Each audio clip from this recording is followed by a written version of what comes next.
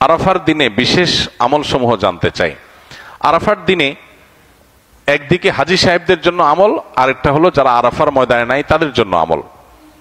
যারা হাজী সাহেবরা আরাফার ময়দানে অবস্থান করছেন তাদের জন্য ওই দিনের সবচেয়ে শ্রেষ্ঠ আমল হলো লা ইলাহা ইল্লাল্লাহ ওয়াহদাহু লা শারীকা লাহু লাহুল মুলকু ওয়া লাহুল হামদ ওয়া হুয়া আলা কুল্লি শাইইন কাদির।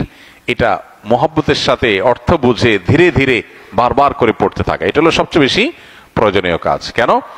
কারণ নবী করিম সাল্লাল্লাহু আলাইহি ওয়াসাল্লাম বলেছেন যে খায়রুদ দুআ দুআউ ইয়াউমি আরাফা, আরাফাত দিনের দোয়া হলো শ্রেষ্ঠ দোয়া। ও খায়রু মা কুলতু আনা ওয়ান নাবিয়্যুনা মিন ক্বাবলি, নবীজি বলেছেন আমি আর আমার পূর্বের যত নবী রাসূল এসেছেন সবাই যত দোয়া আল্লাহর কাছে করেছে এর মধ্যে সবচেয়ে উত্তম হলো এটা, লা ইলাহা ইল্লাল্লাহু ওয়াহদাহু লা শারীকা লাহু লাহুল মুলকু ওয়া লাহুল হামদু ওয়া হুয়া আলা কুল্লি শাইইন কাদির। আল্লাহ ছাড়া সত্যিকারের কোনো মাবুদ নাই, লা ইলাহা ইল্লাল্লাহ ওয়াহদাহু লা শারীকা লাহু, তিনি একক এবং তার কোনো শরীক নাই, লাহুল মুলক ওয়া লাহুল হামদ, রাজত্ব এবং প্রশংসার অধিকারী একমাত্র তিনি, ওয়া হুয়া আলা কুল্লি শাইইন কাদির, তিনি সব কিছু করতে সক্ষম। বাহ্যিক দৃষ্টিকোণ থেকে এই বাক্যগুলোর মধ্যে কোনো প্রার্থনা নাই, তাহলে এগুলোকে দোয়া বলা হচ্ছে কেন সেটা নিয়ে অনেক আলাপ আছে এবং মুহাদ্দিসিন ইকরাম একমত যে এইগুলো দোয়া। এখানে আল্লাহ রাব্বুল আলামিনের কাছে পরোক্ষভাবে নিজের চাওয়াকে পেশ করা হচ্ছে, আল্লাহর শক্তিমত্তার কথা জাহির করে আল্লাহর কাছে নিজের সবকিছুই নিবেদন করা হচ্ছে পরোক্ষভাবে, এটাও দোয়াই। তো এটা হলো আরাফার ময়দানে যারা হাজির অবস্থান করবেন তারা সবচেয়ে বেশি পড়বেন। অনেক উলামা ইকরাম অবশ্য বলেন যে এই দোয়া অর্থাৎ লা ইলাহা ইল্লাল্লাহু ওয়াহদাহু লা শারীকা লাহু লাহুল মুলকু ওয়া লাহুল হামদু ওয়া আলা কুল্লি শাইইন কাদির, আরাফার দিনে আরাফার বাইরে যারা পৃথিবীর বিভিন্ন প্রান্তে গায়রে হাজী যারা আছি তারাও পড়তে পারেন, বরং আরাফার দিনে তাদের এটা পড়া উচিত এবং এ ব্যাপারে অনেকে রেকমেন্ড করেন।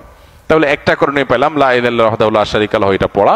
এবং আরাফাতের দোয়াকে সবচেয়ে শ্রেষ্ঠ দোয়া বলা হয়েছে, এই জন্য হাজী সাহেবরা বিশেষ করে যারা সেখানে অবস্থান করছেন ওই দিন একবারে সূর্য ডুবা পর্যন্ত, যোহর থেকে নিয়ে সূর্য ডুবা পর্যন্ত পুরো সময়টা দোয়ার ভিতরে ডুবে থাকা, এটা হলো সবচেয়ে বড় কাজ। আর যারা আরাফায় নাই, আরাফার বাইরে আছে, যারা হজে যাচ্ছেন না, তারা আরাফার দিনটাতে তারা রোজা রাখবেন।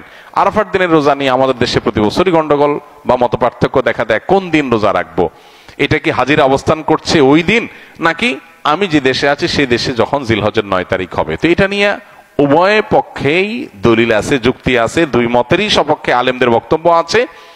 সেক্ষেত্রে তুলনামূলকভাবে আমি যে দেশে আছি সেই দেশে জিলহজের 9 তারিখটা হলে সেটাকে আরাফার দিন হিসাবে, আরাফার দিন যদিও বাহ্যিকভাবে মনে হয় যে আরাফার ময়দানের সাথে সংশ্লিষ্ট, কিন্তু আসলে এই যে দিনগুলা ইয়াউমুত তারবিয়া, ইয়াউমে আরাফা, ইয়াউমুন নাহার, ইয়াউমুত তারবিয়া বলা হয় জিলহজের 8 তারিখকে, ইয়াউমুল আরাফা বলা হয় জিলহজের 9 তারিখকে, ইয়াউমুন নাহার বলা হয় জিলহজের 10 তারিখকে।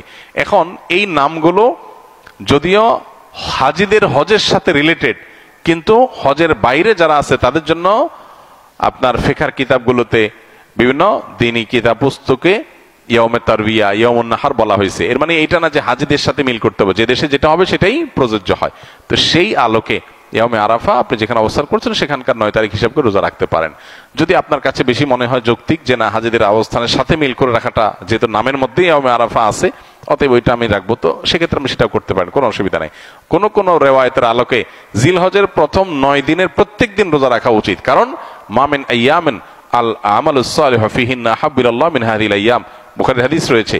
এই দশকটাতে এমনি নেকামল করা উচিত, অতএব নফল রোজা আপনি প্রথম সবগুলো দিন রাখতে পারেন, তাহলে আর কোনো ইখতিলাফের ঊর্ধ্বে এমনি উঠে গেলেন। অতএব আরাফার দিনে আরাফাতের বাইরে যারা আছেন তারা রোজা রাখবেন, আর আরাফাতে যারা আছেন তারা কি করবেন, ওই যে লা ইলাহা ইল্লাল্লাহু ওয়াহদাহু লা শারীকা লাহু বেশি বেশি পড়বেন আর বেশি বেশি আল্লাহর কাছে দোয়া করবেন। দোয়াটা অবশ্য আমরা আরাফাতে যারা নাই তারাও করতে পারি।